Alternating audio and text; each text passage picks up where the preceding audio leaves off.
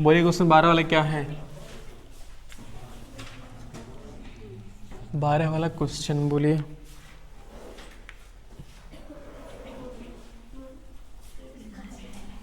बोलो जी, बोलो जल्दी से। त्रिभुज ABC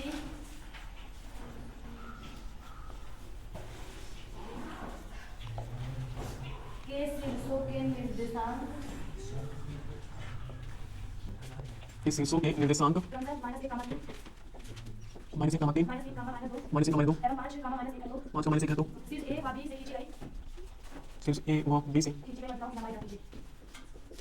माध्यिकाओं की लंबाई ज्ञात कीजिए। लंबाई ज्ञात कीजिए।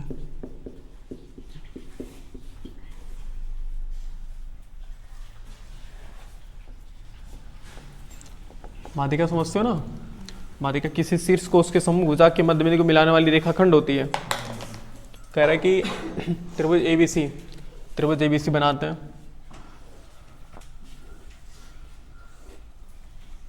ये ए बी सी शीर्षों के निर्देशांक क्रमशः दिया हुआ। तो ए का निर्देशांक कितना है? ए का निर्देशांक हमारे पास -1, 3। बी का निर्देशांक है -3, -2। सी का कितना है? 5, -1। कह रहे कि तो शीर्ष ए व बी से खींची गई माध्यिका, तो शीर्ष ए से माध्यिका किधर जाएगी? देखो शीर्ष ए से माध्यिका बीसी पर जाएगी ना, ये है माध्यिका। अगर ये माध्यिका है तो ये दोनों भुजाएं आपस में क्या होंगी? बराबर। इसका नाम लिख लो पी। तो ए से माध्यिका हमने बना दिया, और किससे माध्यिका और बनाना है हमें बी से भी तो बनाना है। तो बी से माध्यिका किधर जाएगी? एसी पर जाएगी ना, ये हमने बना दिया। इसका नाम लिख लो क्यू। तो हमें तो माध्यिका की लंबाई ज्ञात करना, हमें इस माध्यिकाओं की लंबाई ज्ञात करने की कितनी कितनी लंबाइयां हैं इनकी। तो कहीं ना कहीं मुझे दूरी सूत्र भी निकालना होगा ना। तो सबसे पहले लिखेंगे कि चूंकि पी एपी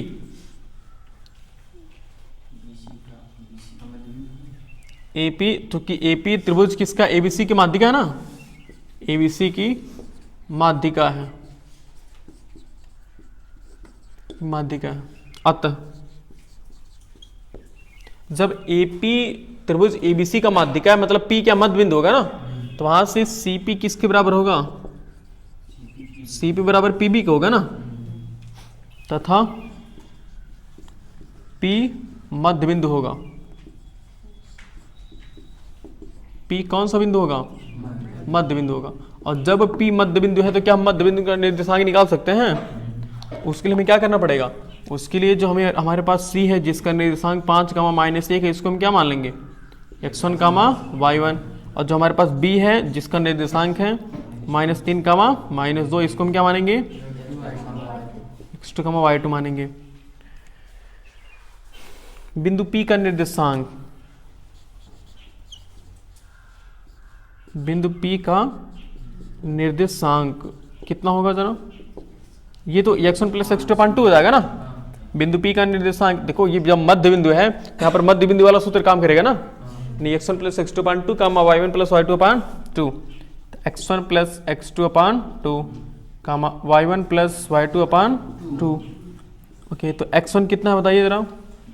x1 है 5, प्लस x2 कितना है? तो प्लस माइनस माइनस कर दो डायरेक्टली, /2, y1 कितना है हमारे पास?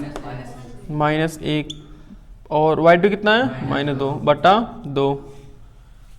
तो p जिसका निर्देशांक हमने x, y मान लेते हैं, तो ऐसे लिख लो सिर्फ p। तो 5 - 3 कितना हुआ? 2/2, -3/2, यानी p बराबर कितना हो गया? 1, -3/2। ये बिंदु p का निर्देशांक निकल गया ना। अच्छा, हम निर्देशांक क्यों निकाले? क्योंकि जब तक हम निर्देशांक नहीं निकालते तब तक हम AP की लंबाई नहीं निकाल पाएंगे ना। ओके, अब इस AB की लंबाई निकालने में जुट जाते हैं, AP की लंबाई निकालने में। तो जो A बिंदु है जिसका निर्देशांक कितना है? A जिसका -1, 3, इसको क्या मानोगे? x1, y1। और जो P है जिसका निर्देशांक कितना है? 1, -3/2, इसको हम क्या मानेंगे? x2 कामा y2 मानेंगे। अब यहाँ कौन सा सूत्र लगाएंगे, यहाँ दूरी वाला सूत्र लगाएंगे ना। अब तो AP का सूत्र क्या बनेगा, करड़ी में x1 माइनस x2 का whole square plus y1 minus y2 का। जब पानी पी लो, किसको खांसी आ रही है, परेशान ना हो उसमें। तो AP बराबर क्या हो जाएगा, करड़ी में x1 कितना हमारे पास -1 और माइनस x2 कितना है 1, बोलो, प्लस y1 कितना है हमारे पास 3 माइनस y2 कितना है, तो माइनस माइनस प्लस हो जाएगा, तो 3/2 हम डायरेक्टली कर दें ऐसे, समझ पाओगे। माने तो AP बराबर कितना हो जाएगा, करड़ी में थोड़ा जल्दी आया करिए, इतना लेट आ रहे हो। तो -1 कितना हो गया, -2 का होल स्क्वायर और प्लस 2 तिया 6 3, समझ पाओगे। ओके, तो AP बराबर देखते हैं कितना आ जाएगा, कड़ी में 2 का स्क्वायर कितना हुआ, प्लस 9 9 2 दूना बट्टा 1। तो AP बराबर करड़ी में 1 4 कैल्शियम 1 चौके 4 कन्नम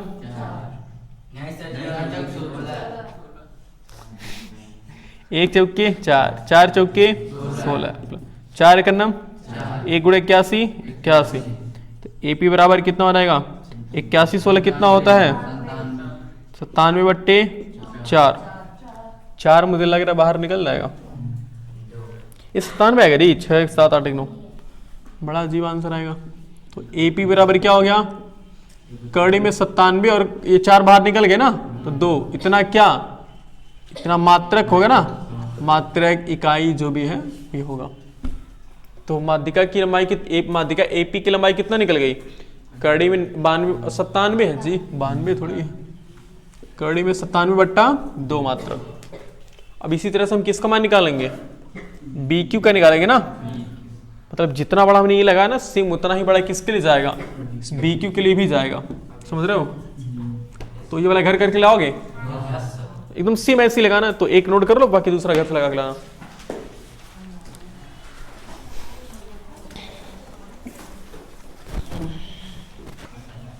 अठारह वाले बोलो मिस्टर लाल शर्ट वाले, 18 वाला क्वेश्चन मिस्टर लाल शर्ट वाले पढ़ो तुम। बिंदु A 2, -2 हाँ और B 3 को जोड़ने वाली को जोड़ने वाली रेखाखंड को रेखा 2x + y - जिस अनुपात में विभाजित करती है उसे ज्ञात कीजिए।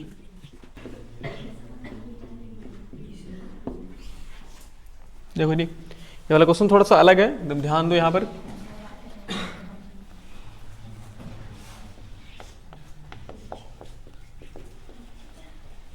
देखो कहा क्या रहा क्वेश्चन, कह रहा बिंदु A और B को जोड़ने वाली रेखाखंड को रेखा ये, मतलब पहले ये बनाओ एक रेखा ये, दूसरी रेखा क्या है B, मतलब एक बिंदु A है, दूसरा बिंदु क्या है B। A का निर्देशांक है 2, -2 और B का निर्देशांक है हमारे पास 3, 7। कह रहा है इस A और B को मिलाने वाली जो रेखाखंड है ना, इसको एक रेखा कौन है, उसका नाम यह है रेखा, इसका नाम क्या है, इसका नाम है 2x + y - 4 = 0। खैर ये वाली रेखा इस रेखाखंड को किस अनुपात में विभाजित कर रही है, हमें बताना कि जो रेखाखंड ये रेखा है इस रेखाखंड को किस अनुपात में विभाजित कर रही है, हमें ये बताना है। तो मान लो किस अनुपात में विभाजित कर रही है, m1 अनुपात m2 के अनुपात में विभाजित कर रही है। ओके, किस अनुपात में विभाजित कर रही है, m1 और m2 के अनुपात में विभाजित कर रही है। अच्छा, इस बिंदु यहाँ जो इसका निर्देशांक आएगा, सोचो क्या वो जो निर्देशांक आएगा वो इस रेखा को संतुष्ट करेगा ना, इस समीकरण को संतुष्ट करेगा। संतुष्ट करने का मतलब है कि जैसे मान लो कि यहाँ x बराबर आ गया 2 और y बराबर कितना आ गया 3 आ गया, ऐसा मान लो। तो x बराबर 2 और y बराबर 3, इसका मतलब यह है कि अब देखो 2, 3 कहाँ पर है, इसी रेखा पर है ना। इसका मतलब अगर हम इस समीकरण में x बराबर 2 और y बराबर 3 रख देंगे तो ये भी क्या होना चाहिए, संतुष्ट होना चाहिए। मतलब बाएं पक्ष दाहिने पक्ष की क्या होना चाहिए, बराबर होना चाहिए। थोड़ा सा है मतलब कठिन क्वेश्चन है, देखते हैं।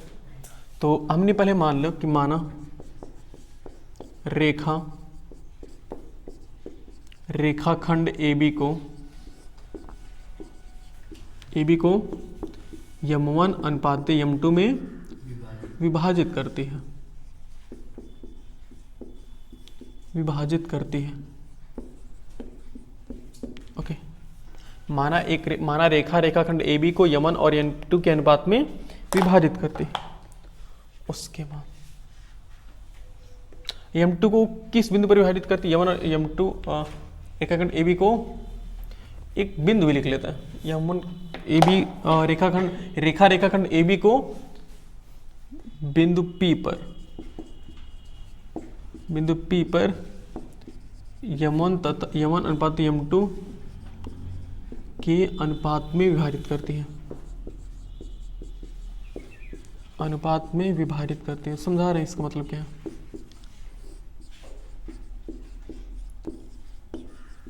देखो इसका मतलब कि जो रेखा ना, ये रेखा इस रेखाखंड AB को बिंदु P पर क्या कर रही है, m1 और m2 में विभाजित कर रही है, m1 और m2 के अनुपात में विभाजित कर रही है, यह है।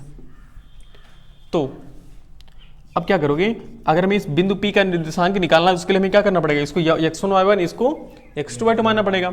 जो A का निर्देशांक जिसका A है, जिसका निर्देशांक 2, -2, इसको क्या मानोगे, x1, y1। और जो B है जिसका निर्देशांक कितना है 3, 7, इसको क्या मानोगे, x2, y2 मानोगे। अब बिंदु P का निर्देशांक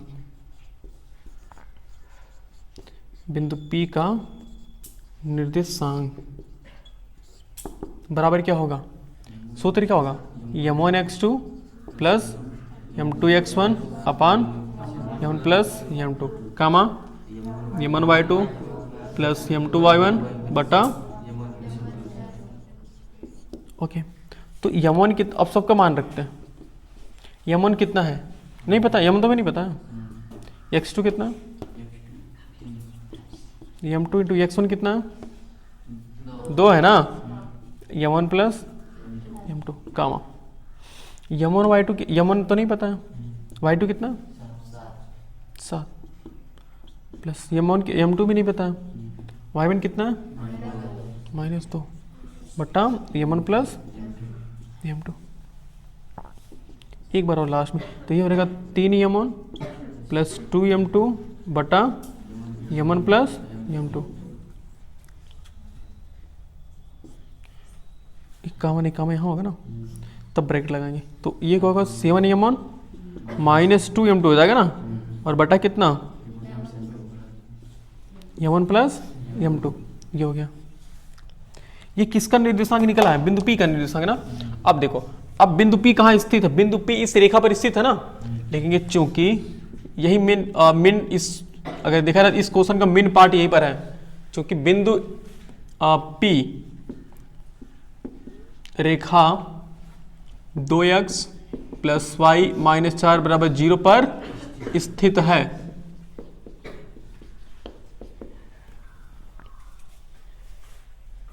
अतः भाई जब ये बिंदु P इस रेखाखंड इस जो बिंदु P है वो इस रेखा पर स्थित है तो इसको संतुष्ट करेगा ना। अतः P 2x plus 4y 2x plus y minus 4 बराबर 0 को संतुष्ट करेगा ना, को संतुष्ट करेगा।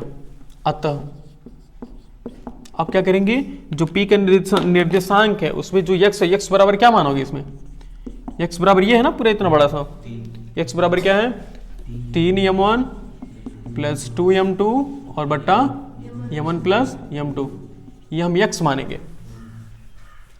और काम y किसको मानेंगे, जो इधर वाला है y क्या है हमारे पास, y बराबर 7m1 माइनस 2m2 अपान m1 प्लस m2। अब इस समीकरण को लिखेंगे और जहां x है तहां ये रखेंगे, जहां y है तहां ये रखेंगे। तो समीकरण हमारे पास है 2x प्लस y -4 बराबर 0। अब इसमें ध्यान से पुट करना, वैल्यू को रखना है। जहाँ x है वहाँ ये वाला रखेंगे, जहाँ y तहाँ ये वाला रखेंगे। देखते हैं। तो अब देखो ध्यान से एकदम पूरा देखना। x कितना है बोलो? देखो 3m1 प्लस 2m2 बटा m1 plus m2। Okay, plus जहाँ y भी रखना है ना, तो y की जगह पर क्या रखना है? 7m1 माइनस 2m2 बटा m1 प्लस m2, -4 बराबर 0। ओके, जिसमें हमने देखो हमने इसका मान रखा है, भी समझ में आ जाएगा।